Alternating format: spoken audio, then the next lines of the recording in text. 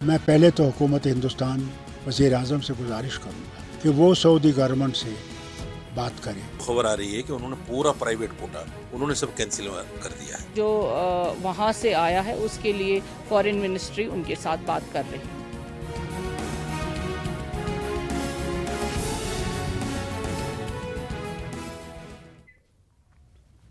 इस्तकबाल है आपका न्यूज 18 JKLH में। मैं हूं विशाल और आप देख रहे हैं JKLH प्राइम टाइम। हमारे देश भारत में मुसलमानों की एक बड़ी आबादी रहती है और इसीलिए सालाना हज के मौके पर सऊदी अरब पहुंचने वाले आज़मीन यानी हज यात्रियों में भारतीयों की भी एक बड़ी तादाद फरीज़े हज अदा करती है। लेकिन सऊदी अरब से मिली एक खबर ने हज ऑपरेटर्स के साथ साथ आज़मीन हज की फिक्र बढ़ा दी है, चिंता की लकीरें बढ़ा दी है। एक आंकड़े के मुताबिक इसका सीधा असर करीब 52,000 आज़मीन पर पड़ने वाला है। पहले तो हुकूमत हिंदुस्तान वज़ीर आज़म से गुजारिश करूँगा कि वो सऊदी गवर्नमेंट से बात करें। खबर आ रही है कि उन्होंने पूरा प्राइवेट कोटा उन्होंने सब कैंसिल कर दिया है। जो वहाँ से आया है उसके लिए फॉरेन मिनिस्ट्री उनके साथ बात कर रही है।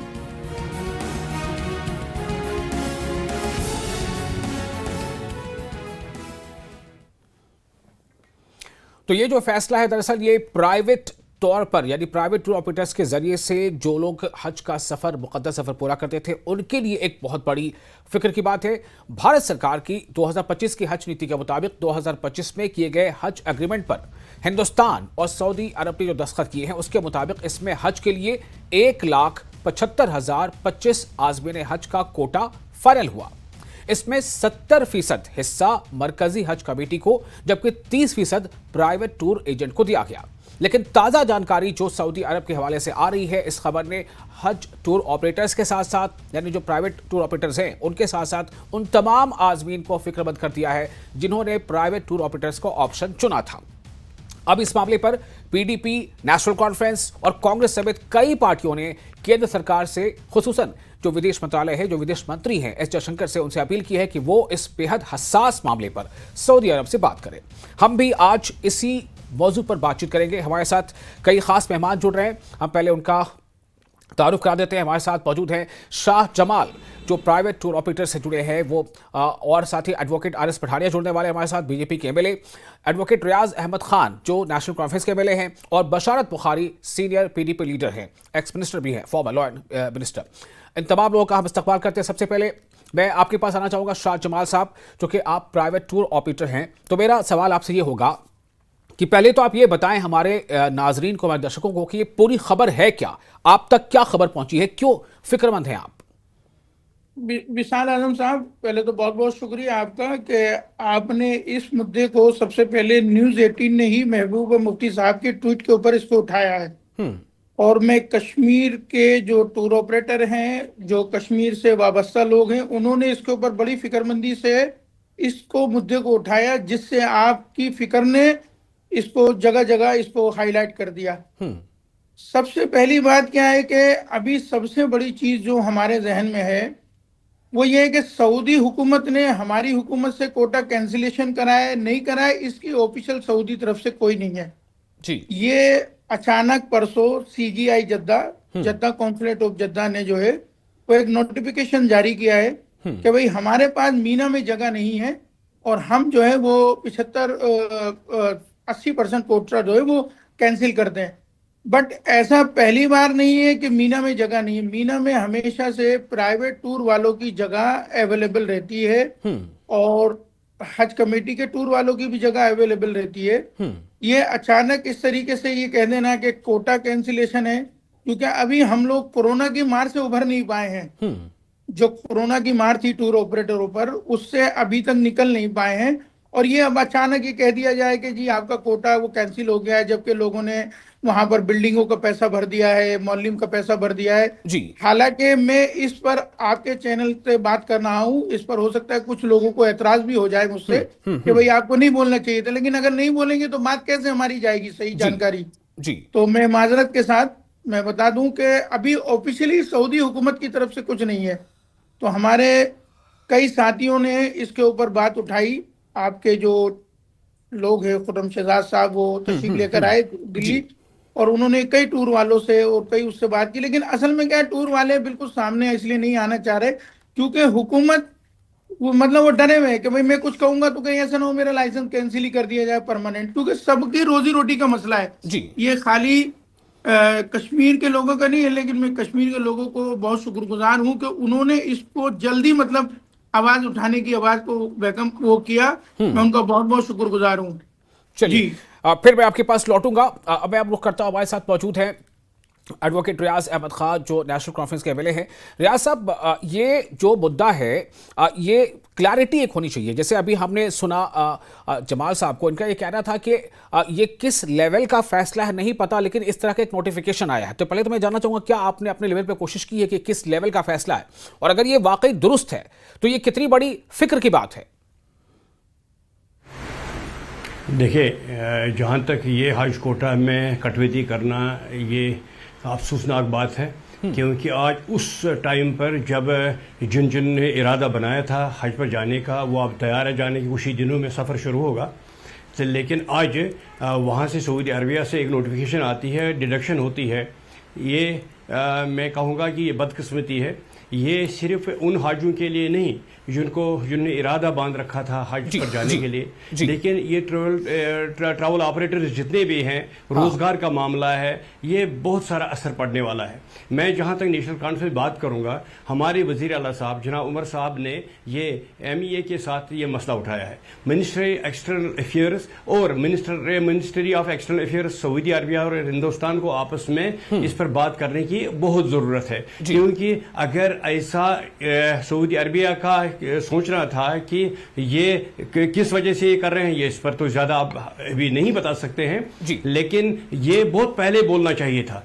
अगर हमें सीट्स का कोटा पहले मिल चुका है, अब इस वक्त में डिडक्शन करना ये दो तरह का नुकसान है। एक तो उन ज़ायरीन का जो वहाँ फरीज़ हज अदा करने के लिए जाना चाहते थे, उनके जज्बात के साथ खिलवाड़ है। नंबर 2, जो इसी पर अपना रोजगार चलाते हैं हजारों लोग, उनके रोजगार पर भी एक बुरा असर पड़ने वाला है। मैं अपने वजीर आला का, नेशनल कॉन्फ्रेंस हुकूमत का मशकूर हूं जिन्होंने फौरन ये मामला मिनिस्ट्री ऑफ एक्सटर्नल अफेयर्स के साथ उठाया है, और मुझे उम्मीद है आने वाले दिनों में ये मामला सॉर्ट आउट होके आज़मीन हज भी जाएंगे और रोजगार पर भी कोई असर नहीं पड़ेगा। और मैं आपकी चैनल के जरिए से हुकूमत हिंदुस्तान को ये दर्दमंदाना अपील करना चाहूंगा, ये मजहबी फरीजा है नंबर 1, नंबर 2 ये रोजगार का मसला है। इन दोनों चीजों को चलने के लिए सऊदी अरबिया के साथ राब्ता करके उनको इस बात के लिए तैयार करना होगा कि इस साल कोई डिडक्शन नहीं होनी चाहिए, और आइंदा सालों के लिए भी हमारे हुकूमत की ये जिम्मेदारी बनती है कि वो ये मामला हुकूमत सऊदी अरबिया के साथ पहले उठा कर रखे, क्योंकि आबादी भी बढ़ती है और ज़ायरीन का तादाद भी बढ़ता है। और अल्हम्दुलिल्लाह वहाँ जहाँ सऊदी अरबिया की बात है, मैं खुद हज पर गया हूँ, वहाँ जगह की इतनी ज़्यादा कमी और परेशानी नहीं है। कोविड का मसला तो वो पहले ही हो चुका है, लिहाजा मैं यही अपना स्टैंड नेशनल कॉन्फ्रेंस में बता दूंगा कि हमारे वजीर आला साहब ने ये मसला उठाया है, मुझे उम्मीद है ये मसला हल हो जाएगा। जी, लेकिन मसला उठाने वालों में कुछ और नाम भी थे जिन्होंने पहले इस बारे में पहल की है। आप उनका भी नाम ले सकते थे, क्योंकि ये मामला किसी पार्टी किसी ने मसला उठाया है इस देश, हम इस जी। बहरहाल हमारे साथ बशारत बुखारी साहब भी जुड़ चुके हैं। बशारत बुखारी साहब, आपका भी इस्तकबाल करते हुए, और आपने अभी सुना जो tour operator, private tour operator, उनको सुना आपने, रियाज अहमद साहब को भी सुना। ये मसला कितना संगीन है? क्योंकि मुझे याद आ रहा है कि महबूब मुफ्ती ने भी इस बारे में ट्वीट किया और उन्होंने कहा कि एक बड़ी परेशान कुन खबर आ रही है हज ऑपरेटर्स के ताल्लुक से, और प्राइवेट रास्ते इसका या ऑप्शन का इंतखाब करके जो आज़मी जाना चाहते हैं उनके लिए। तो क्या कितना ये मतलब गंभीर ये मामला है, और ये आपको क्या लग रहा है कि इसके पीछे की क्या वजह हो सकती है? देखिए, आपका बहुत बहुत शुक्रिया। ये जो सऊदी अरब की सरकार है या हुक्मरान है या बादशाह है, ये बादशाह होंगे, लेकिन हमारे एतबार से और मजहबी एतबार से ये खादिमैन हरमैन शरीफैन हैं, उनको ये जहन में रखना चाहिए, नंबर 1। नंबर 2, ये जब पहले मुझे याद है बचपन में या उसके बाद भी, जब लोग चाहते थे जिनका ये मखदूर हो, सकत हो, जिनके पास जिन पर फर्ज आयद हो हज करना, सब पे तो, गरीब पे तो नहीं है जिसके पास कुछ नहीं हो, जिन पर फर्ज हो हज करना, तो सब लोग सरकार की तरफ से एप्लीकेशन की जाती थी फराहम, और फॉर्म भरते थे। उसके बाद उसके कुरानंदाजी के जरिए निकाला जाता था कि जितने लोगों के लिए सीट्स हैं या जाना है, और बाकी लोग रह जाते थे। तो फिर वो अगले साल फिर कोशिश करते थे कि हम जाएं, और अगले साल नंबर भी आता था, नहीं भी आता था। तो इसके बाद क्या हुआ कि इसके बाद एक काफी मेरे 10-30 साल हो गए, एक सिलसिला शुरू हुआ कि प्राइवेट जो ये कंपनीज हैं या जो ये ऑपरेटर्स हैं, इनका भी एक खास कोटा फराहम रखा गया। इसकी एक सबसे बड़ी बात ये थी कि जो लोग इस्तिताअत रखते हैं और उनका नंबर कुरानंदाजी में नहीं आता है, वो लोग पैसा खर्च करके, क्योंकि उनके पास इस्तिताअत है, वो पैसा खर्च करके, हालांकि इसमें ज्यादा पैसा खर्च होता है, पैसा खर्च करते वो अपना हज का फरीजा अंजाम दे देते थे। पर यह भी जरूरी नहीं कि सारे जिनमें इस्तिताअत है उनकी नीयत होती थी किसी खास साल हज करने की, जिसकी नीयत होती थी। और ये सिलसिला दिन ब दिन बढ़ता रहा। नॉट ओनली बढ़ता रहा, बल्कि एक माहौल ऐसा बन गया कि अगर किसी के पास जरा सी भी इस्तिताअत हो जाती या मखदूर आ जाता, तो वो कहता था मैं पहले ये फरीजा अंजाम दे दूं। एक माहौल भी गढ़ गया, ऐसे एक माहौल भी बन गया था। तो it was a very great thing, क्योंकि जो भी रह जाते थे वो इस रास्ते से, इस राह से चले जाते थे अपना हज का फरीजा अंजाम देने के लिए। नंबर 1। नंबर 2, सबसे अहम बात जैसे रियाज खान साहब ने भी कही कि इससे रोजगार भी जुड़ा हुआ था। न सिर्फ रोजगार, बल्कि इनके साथ जो लोग काम करते थे, चाहे यहाँ या चाहे सऊदी अरब में, उनका भी रोजगार बनता था। बिल्कुल। और एक पूरी कौम, मुस्लिम मुआशरा नॉलेजेबल भी हो जाता था, क्योंकि बहुत सारे लोग हैं नॉलेजेबल भी हो जाते थे। तो अब जब ये हज का फरीजा अल्लाह ताला की तरफ से है, 5 अरकान में से एक है, तो और हर साल आप जाते हैं और अचानक आप 80% कोटा कम करते हैं, ये मेरे हिसाब से सिर्फ सरकार को नहीं, गवर्नमेंट ऑफ इंडिया को, मिनिस्ट्री ऑफ एक्सटर्नल अफेयर्स को, जैसा महबूबा जी ने भी कहा, और हमारे रियाज खान साहब ने कहा कि सीएम साहब ने, उमर साहब ने भी ऐसी बात कही है, या किसी और ने भी शोर मचाया, इवन ऑर्गेनाइजेशंस ने भी बात की हो। लेकिन उसके साथ साथ जो हमारी यहाँ पे उलमा की तंजीमें हैं, या जो ये मुस्लिम पर्सनल लॉ बोर्ड है, या जो भी अंजुमने हैं, उनको भी सऊदी अरब के साथ इसको उठाना चाहिए।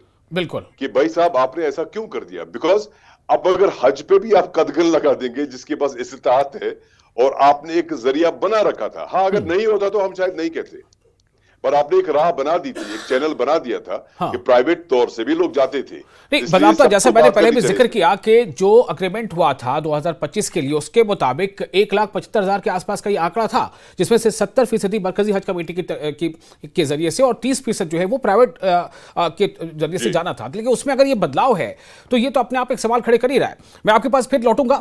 बशार साहब, इस वक्त हमारे साथ आर.एस. पठानिया जुड़ चुके हैं, बीजेपी के एमएलए हैं। आर.एस. पठानिया जी, आपका बहुत स्वागत है। मसला है एक बड़ा, जो आप अभी सुन रहे हैं, आपको पता भी चला होगा कि ये जो जानकारी मिली है, ये 80% तक कमी कर देना प्राइवेट तौर से जो लोग टूर ऑपरेटर का इंतखाब करके जो लोग हज के लिए जाते थे, जो आज़मीन, उनमें काफ़ी एक फिक्र बढ़ गई है। और बताया जा रहा है कि तकरीबन कमोबेश 52,000 ऐसे जो हज यात्री जिन्हें कह लें या आज़मीन कह लें, उन पर इसका सीधा असर पड़ सकता है। लोग उम्मीद लगा रहे हैं कि अब जो केंद्र में जो सरकार है वो इस बारे में पहल करे और इस मसले के हल की तरफ कदम बढ़ाए। पठानिया साहब, योर से। जी, अभी तो ऐसा है, साफ और स्पष्ट अभी मीडिया के माध्यम से ये खबरें सुनने को मिली हैं। इसका कोई आधिकारिक औपचारिक कोई आदेश आया नहीं है। लेकिन अगर ऐसी बात है तो वाकई ये चिंता का विषय है, और ये चिंता का विषय हर एक भारतीय के लिए, हर एक मुस्लिम के लिए, हर एक भारतीय के लिए है। और मैं उम्मीद रखूंगा कि भारत सरकार नरेंद्र मोदी जी के नेतृत्व में, और विशेषकर हमारे जो एक्सटर्नल अफेयर्स मिनिस्टर हैं मिस्टर जयशंकर, ये सब साथ मिलके अपनी कूटनीतिक, अपनी डिप्लोमेटिक पूरे प्रोग्रेस को लगा के इस मसले का एक पॉजिटिव और एक सकारात्मक एक हल करने की कोशिश करेंगे। और जो प्रैक्टिस चली आ रही है, जो प्रथा चली आ रही है, उसी प्रैक्टिस, उसी प्रथा के मुताबिक कम से कम हज कोटा अगर बढ़े नहीं तो कम से कम घटे नहीं। तो मुझे लगता है अगर कोई कंपल्शन उनकी है, अगर कोई ऐसा कोई अंदेशा है, ऐसी कोई खर्चा अगर उनको है, तो मुझे लगता है उसको भी इन कंसिडरेशन में लेके आई एम फुली होपफुल। मैं हर एक आदमी को ऑन बोर्ड को आश्वस्त करना चाहूंगा कि जो भी जेन्युइन एक एस्पर्शंस या एस्पिरेशंस होगी, उसे भारत सरकार जरूर रिजॉल्व करेगी। एंड वी आल्सो सपोर्ट, हम भी इनके साथ हैं। इसमें कोई ये नहीं कि we are on a separate page, we are on the same page. ये कोटा रिस्टोर हो और भारत सरकार जल्द से जल्द, अनकरीब से अनकरीब इसमें पॉजिटिव सकारात्मक कदम उठाए, और चाहे वो एक्सटर्नल अफेयर्स मिनिस्ट्री उठाए या सऊदी अरब के लेवल पे उठाए या डिप्लोमेटिक लेवल पे हो या इंटरनेशनल कम्युनिटी ओआईसी के साथ बात करके हो, तो जैसे भी जो भी इकदाम आता है इसमें उठाए जाएंगे। एंड वी विल इंश्योर कि अननेसेसरी परेशानी, अननेसेसरी इनकन्वीनियंस किसी भी जो हज जाने का कोई इच्छुक है या जो हज करना चाहता है उसको कोई भी ऐसी परेशानी या दुश्वारी या दिक्कत का सामना न करना।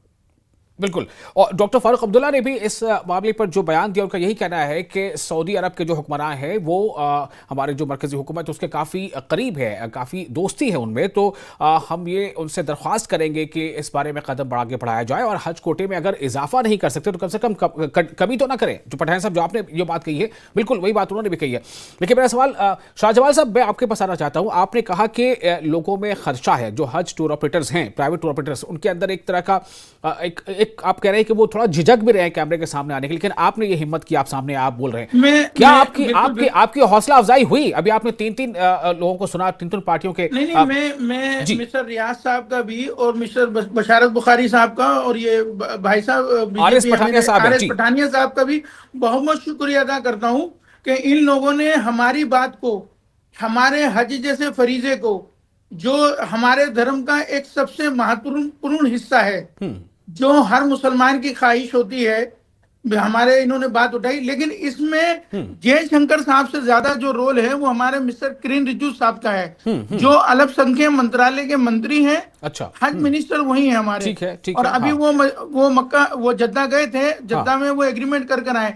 ऑफिशियली जो भी चीज आई है वो मिस्टर पठानिया साहब को मैं बता दूं, ये जो हमारा जद्दा में कॉन्सुलेट है, यानी कौंसल जद्दा, उन्होंने हमको एक लेटर प्रोवाइड किया है कि भाई सऊदी हुकूमत ने आपका कोटा कट कर दिया है और आप टूर पे नहीं आ सकते, जबकि करोड़ों रुपए की जो गवर्नमेंट की, सऊदी गवर्नमेंट की फीस होती है, हर टूर वाले ने वो भर दी है। जितने भी टूर वाले, चाहे वो बंबई के हों, महाराष्ट्र के हों, जम्मू कश्मीर के हों, और खास तौर से जम्मू कश्मीर से जो जाने वाले मुसलमान हैं वो बहुत सेंसिटिव और बड़े अच्छे किस्म के लोग जाते हैं। मतलब मैं इसलिए नहीं कह रहा कि मैं कश्मीर के चैनल पे बैठा हूं तो कश्मीर के लोगों की बात करूं, वो बहुत उससे जाते हैं, जिसमें हमारे बड़े टूर ऑपरेटर हैं। मैं उनका मजबूरी है, मैं नाम नहीं ले सकता क्योंकि उनकी तरफ से मुझे इजाजत नहीं है कि भाई आप ही हिम्मत कर लो, जो होगा लोग आपको डांटे पीटे कुछ भी करें, आप जानो, आपका काम जाने। मैंने भाई इसमें डरने की क्या बात है।